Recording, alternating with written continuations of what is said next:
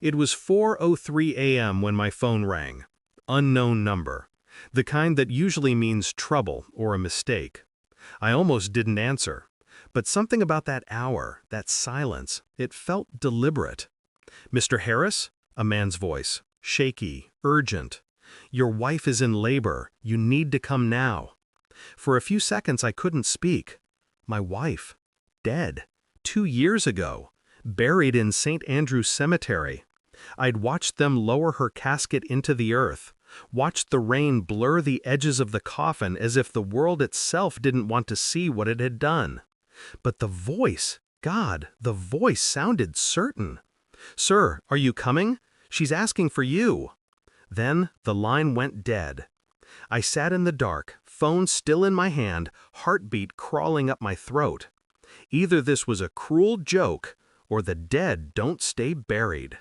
And the truth is, part of me hoped it was her, because I never got to ask the questions that kept me awake every night. The hospital looked different in the dark, colder, cold, like a confession waiting to happen. I walked through the corridors, each step echoing too loud, too deliberate. At the nurse's desk, a young woman looked up. "Name?" she asked, typing without looking at me. I told her. She froze, then looked at me. Really looked. "That's odd," she murmured. "She's already in delivery room 3. My stomach turned. I followed the corridor, every instinct screaming to turn back, to run. But I didn't. Because fear wasn't stronger than curiosity. Not anymore. When I reached the door, I heard it. Her voice. Faint. Tired. Familiar. "James." It wasn't possible. But the universe doesn't ask permission before it breaks you. I pushed open the door.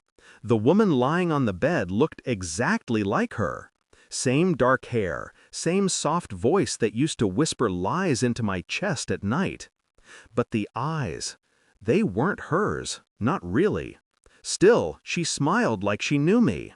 And for a moment, I played along. The baby's cry echoed through the room as I stood there, motionless.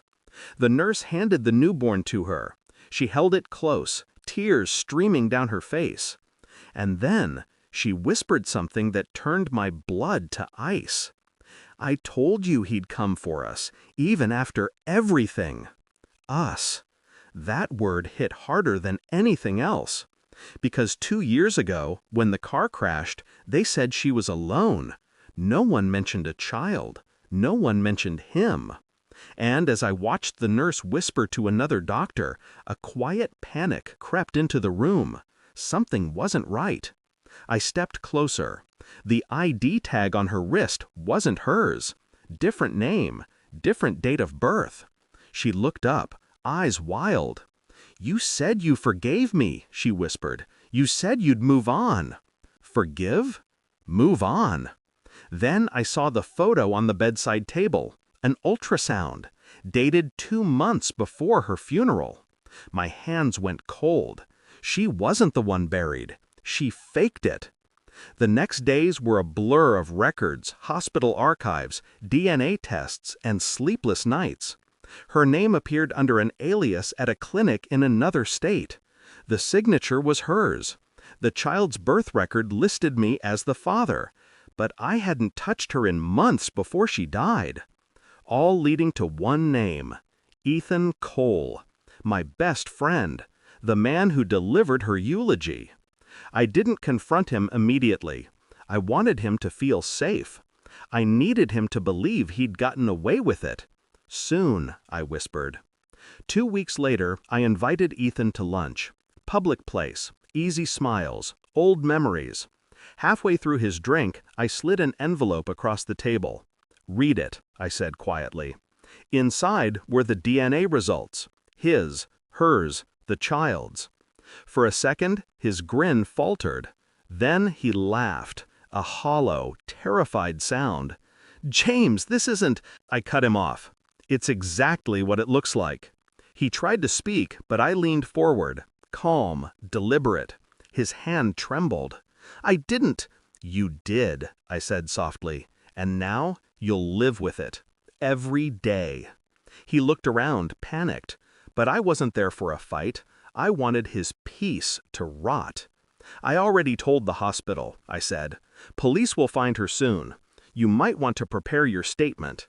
I stood up. He didn't. I didn't need her caught. I just needed her gone. The truth was already heavy enough to bury both of them. 2 months later, the papers ran a story. Prominent surgeon found dead in apparent suicide. Police investigate links to insurance fraud and identity manipulation. Ethan's photo stared up at me. Below it, a woman's name, hers, listed as missing. I folded the paper carefully and set it in the drawer. Then I went to the nursery I'd never used. The crib still sat by the window, dust settling on memories that never lived. I stood there a long time, feeling nothing. No anger, no sorrow, just the quiet clarity that comes when every illusion dies. I turned off the light and walked out, locking the door behind me. She'd wanted me to remember her as a ghost. Now, that's all she'll ever be.